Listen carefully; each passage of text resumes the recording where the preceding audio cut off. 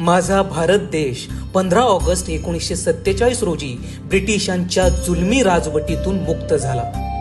पण ही लढाई सोपी नव्हती. व्यापाराच्या हेतूने भारतात आलेल्या ईस्ट इंडिया कंपनीने हळूहळू भारतावर वर्चस्व निर्माण केले. 1857च्या उठावाचा पाडाव करून ब्रिटिशांनी सत्ता कायम केली.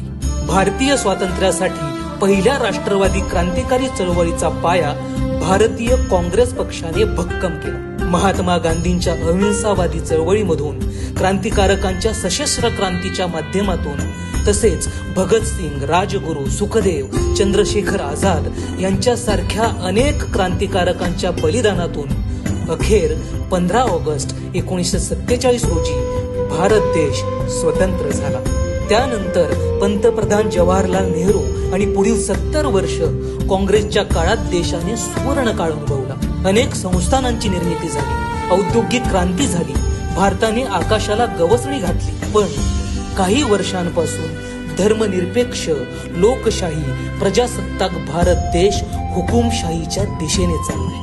मिळालेलं स्वातंत्र्य टिकवण्याची आणि संविधान वाचवण्याची जबाबदारी आता आपली आहे. सर्व भारतीयांना 78व्या स्वातंत्र्य दिनाच्या मनपूर्वक शुभेच्छा.